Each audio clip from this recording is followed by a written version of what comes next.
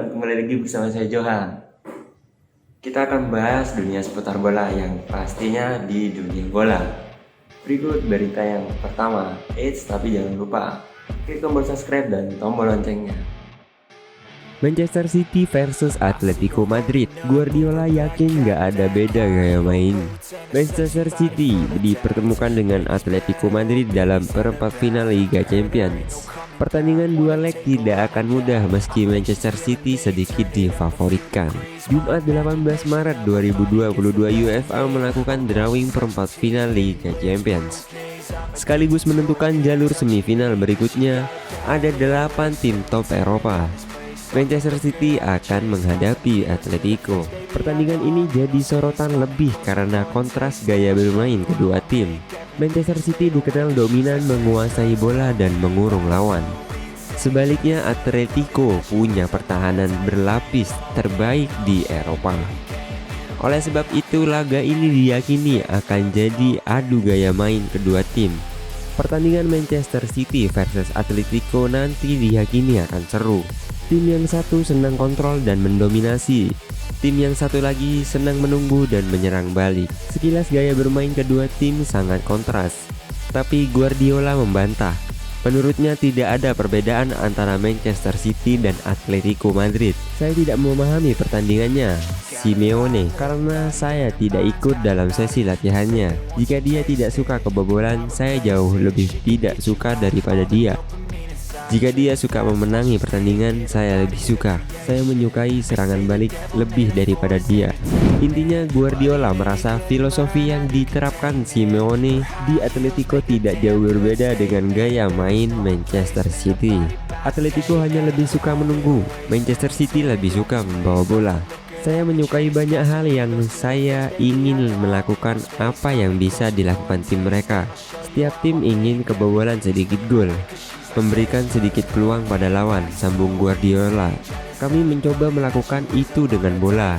Mereka terkadang bertahan lebih dalam. Menurut saya tidak ada perbandingan. Mereka main untuk menang. Kami juga demikian, tutupnya. Kendati demikian, Guardiola mengakui Atletico akan jadi lawan yang sulit. Manchester United baru saja jadi saksi sulitnya melawan Atletico yang keras kepala. Kami tahu akan sulit menerapkan permainan kami lawan mereka. Kami harus bermain cerdas. Kami tahu mereka akan punya peluang mencetak gol, tutup Guardiola. Berikutnya ada nasib terancam Tuchel jelaskan harapan untuk pemilik baru Chelsea. Thomas Tuchel dan skuad Chelsea berada di posisi tersulit untuk tetap berkompetisi di sisa musim ini. Sanksi yang dijatuhkan kepada Roman Abramovich sangat merugikan klub dan tim.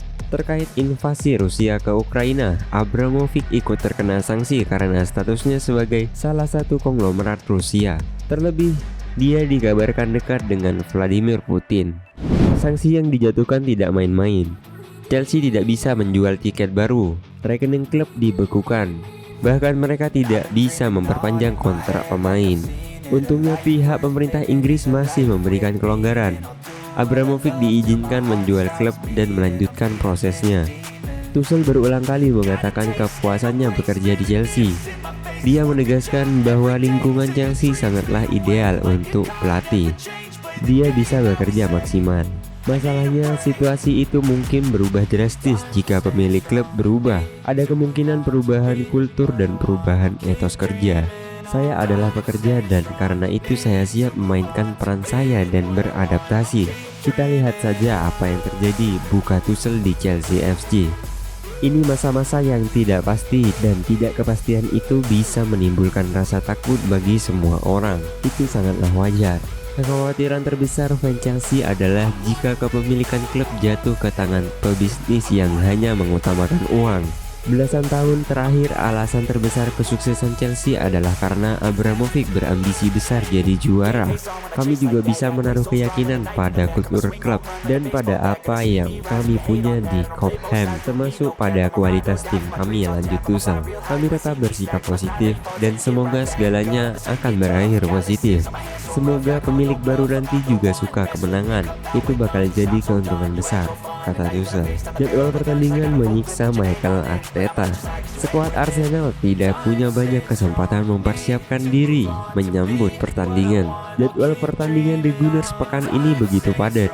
Betapa tidak, pasukan Mikel Arteta harus memainkan 3 pertandingan dalam rentang waktu 7 hari. Artinya waktu istirahat mereka tidak sampai 3 hari sekali. Naasnya Arsenal akan kembali menghadapi masalah jadwal serupa di bulan April nanti. Mereka akan menghadapi Chelsea dan Manchester United secara beruntun. Setelah dikalahkan Liverpool kemarin, Arteta menyuarakan komentar sarkasme kepada pihak Premier League. Dia yakin salah satu penyebab kekalahan Arsenal adalah karena timnya kelelahan. Terima kasih banyak Premier League telah melakukan itu, mengatur jadwal, dan mereka akan melakukannya lagi ketika kami harus bermain melawan Chelsea dan Manchester United. Jadi jika mereka mau memberikan keuntungan untuk tim-tim lawan, saya tegaskan kepada mereka hari ini. Terima kasih telah melakukannya. Komentar Arteta lantas menimbulkan polemik baru. Jadwal padat seperti itu seharusnya bukan hal baru untuk tim Premier League, khususnya bagi mereka yang tampil di Eropa. Masalahnya musim ini Arsenal hanya main di kompetisi domestik. Saya hanya bicara soal Premier League. Saya dengar ada beberapa yang membalas komentar saya dan berkata, jika Anda main di Eropa, masalah jadwal bukanlah hal baru, sambung Arteta. Namun saya tidak membandingkannya dengan Eropa. Saya komplain kepada Premier League dan cara menjadwalkan pertandingan di Premier League. Secara tidak langsung Arsenal dirugikan karena jadwal tim lain.